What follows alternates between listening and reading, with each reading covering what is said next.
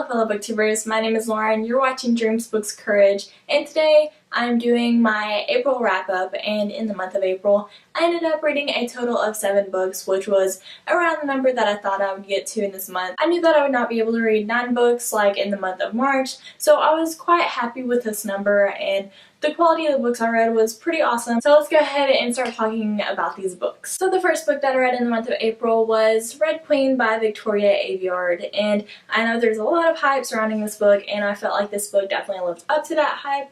It was really good. If you like dystopians, I would definitely recommend that you pick this one up. But the biggest problem that I had with this book was that I felt like it kind of took things from other dystopians. Like, it reminded me of The Hunger Games and The Selection and The Darkest Minds, so I felt like it just had different elements of those different books, but again, it's kind of hard to make a completely original dystopian right now.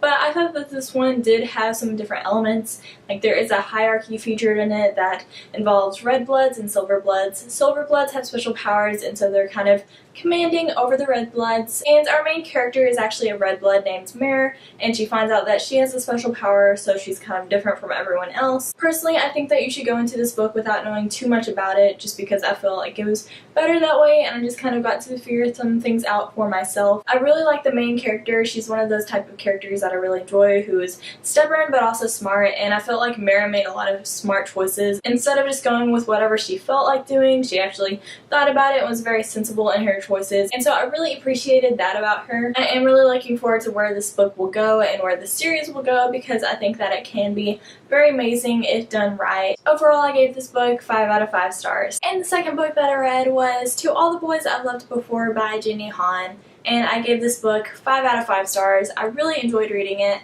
I felt like it was a very realistic portrayal of a family. The story is all about Laura Jean, and her sister has just gone away to college in Scotland, and so she's left with her dad and her little sister. And whenever Laura Jean falls in love with someone, she'll write a letter to them and seal it and not mail it to them. So then in a way she's just kind of addressing her feelings, and then she puts them in a hat box and never mails the letters. But then one day those letters do get sent off. I thought that that meant that she was going to have to confront these guys individually and like sort out that sort of drama, but that's not really what happened in this book to me. But all I really think that you should know about this book is that she ends up having a fake relationship with this guy, and then things happen off of that. But I really enjoyed this book because it really felt like you were part of Laura Jean's family, and it was just a very cute setting, and she was a very crafty person, and she likes making food, and so all those descriptions just put me completely into this world, and I really enjoyed that about it. I would definitely recommend this book to you guys. There is actually going to be a second book, which is called P.S. I Still Love You, and so that's coming out later in the month of May. But I really enjoyed this. This is probably one of my favorite contemporaries that I've ever read, and I definitely look forward to reading more of Jenny Han's writing style. The third book that I read in the month of April was Angel Fall by Susan E. And this is a post-apocalyptic book about a girl and her family. The main girl's name is Penryn, and so she's kind of caring for her mother and also her younger sister who is handicapped.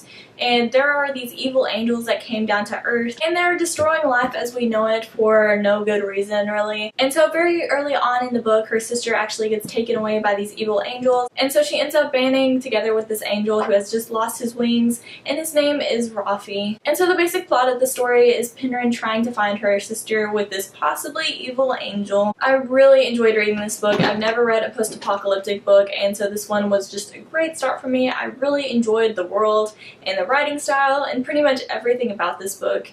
Penryn is probably one of my favorite characters ever to read about. She's quite sensible, and she's funny, and she kind of reminds me of Rose from the Vampire Academy series, and so I just really enjoyed those elements of her. And then we have the angel of Rafi, and he's also pretty funny, and I really enjoyed his character as well. This was overall just an amazing book. I would definitely recommend this book to all of you. I think that it's very unique, and it also has just amazing writing, so it's definitely one worth picking up. And so of course I gave this book 5 out of 5 stars. And so after reading Angel Fall, I moved on to the sequel, which is World After, of course, also by Susan E. And I also gave this book 5 out of 5 stars. It was just as amazing as Angel Fall, but in different ways. Of course, I can't really give you a synopsis of the plot or anything, but just know that if you have read Angel Fall, I would definitely recommend you go ahead and read World After. The third book in the series is coming out in the month of May as well. There's not very many romantic elements in the series whatsoever, and so that's a little bit hard for me to combat because I really like those aspects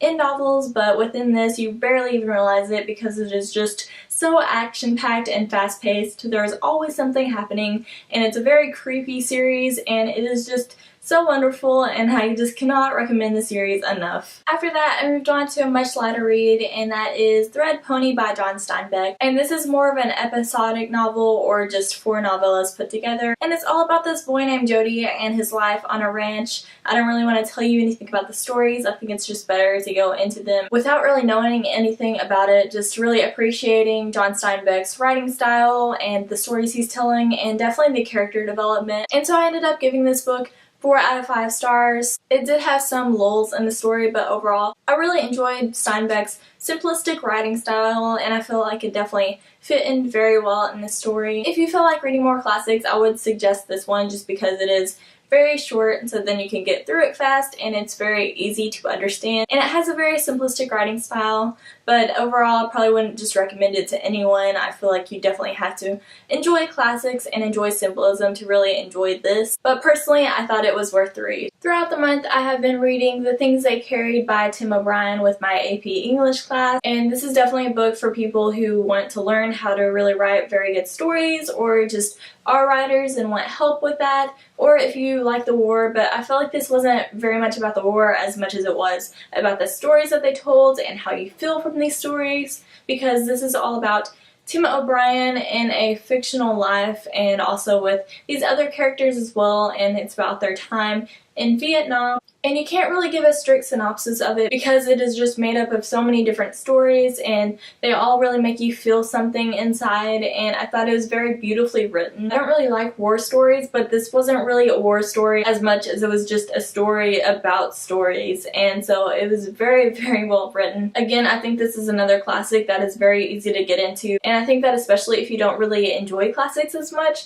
that you would still enjoy this one because it is just amazing how it is written and the stories it tells and what it makes you feel overall. And so I gave this book 4 out of 5 stars just because I felt like some of it I couldn't really relate to as much or really get into it, but overall it was just amazing to be in this world and to really experience Tim O'Brien's writing style. And the final book that I read in April was part of William Shakespeare's Star Wars series, and this is The Phantom of Menace by Anne Dosher, which is the first movie of the Star Wars prequel series. And as you guys know, if you've been watching my videos, that I really enjoyed this series. It's quite literally just the movies but put into the play format as if it were told by William Shakespeare. But if you're like me and you're a nerd about Shakespeare and how he writes, then I think that you'd really enjoy this because it's not just a silly book. It really shows you the different parts of how Shakespeare writes, and it's in 5 acts, and it has iambic pentameter,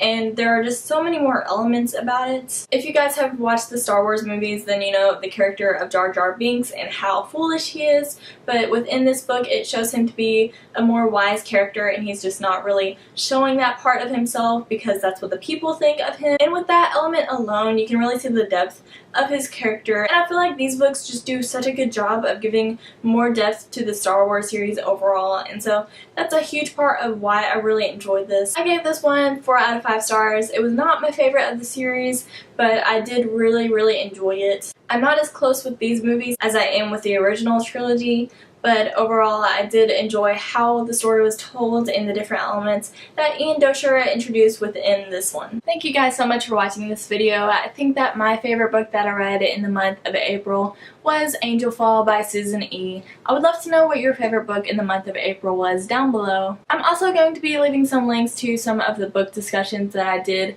for some of these books, so definitely go and check those out. And now I'm gonna go get back to reading.